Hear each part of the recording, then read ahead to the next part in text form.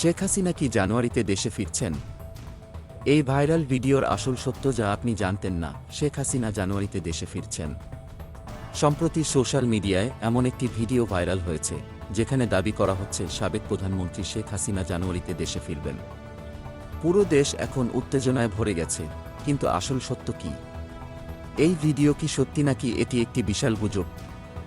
আসুন জানি আসল ঘটনা।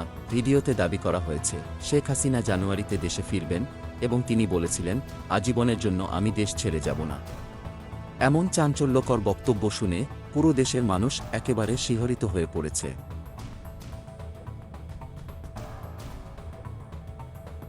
কিন্তু তথ্য যাচাইকারী প্রতিষ্ঠান রিউমার স্ক্যানারের অনুসন্ধান অনুযায়ী এই ভিডিওটি আসলে একটি পুরনো ফুটেজ এবং এর বর্তমান ঘটনাগুলোর সঙ্গে কোনো সম্পর্ক নেই। ভিডিওতে দেখা গেছে 2024 সালের 5 আগস্ট শেখ হাসিনা ভারতে পালিয়ে যাওয়ার আগে একটি ভাষণ রেকর্ড করতে চেয়েছিলেন, তবে সেটি ছাত্রছাত্রীদের জন্য করতে পারেননি। পরে ভারতে গিয়ে 6 আগস্ট তিনি একটি ভিডিও বার্তা শেয়ার করেন, যেখানে তিনি বলেন, সাময়িক সময়ের জন্য আমি দেশ ছেড়েছি, আজীবনের জন্য নয়।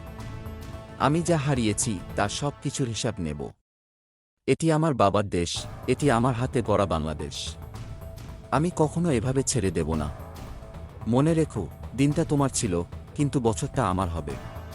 তবে রিউমার স্ক্যানারের অনুসন্ধানে জানা গেছে ভিডিওটি আসলে ভারতীয় গণমাধ্যম এএনআই এর ইউটিউব চ্যানেল থেকে নেওয়া, যা 2024 সালের 7 জানুয়ারি প্রকাশিত হয়েছিল। ভিডিওটির শিরোনাম ছিল ইন্ডিয়া's ট্রাস্টেড ফ্রেন্ড, বাংলাদেশ পন শেখ হাসিনা ওয়াজ ইন্ডিয়া's রোল ডিউরিং 71-এর মুক্তিযুদ্ধ। ভিডিওতে শেখ হাসিনাকে বলতে শোনা যায়, ভারত আমাদের বিশ্বস্ত বন্ধু। মুক্তিযুদ্ধের সময় তারা আমাদের সমর্থন করেছিল এবং 71-এর পর তারা আমাদের আশ্রয় দিয়েছিল। এজন্য ভারতীয় জনগণের প্রতি আমাদের অশেষ কৃতজ্ঞতা।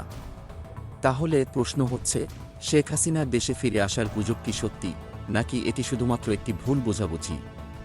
ভাইরাল ভিডিওটির পেছনে কি আসল সত্য লুকানো আছে, নাকি এটি পুরনো ফুটেজের ভুল ব্যাখ্যা?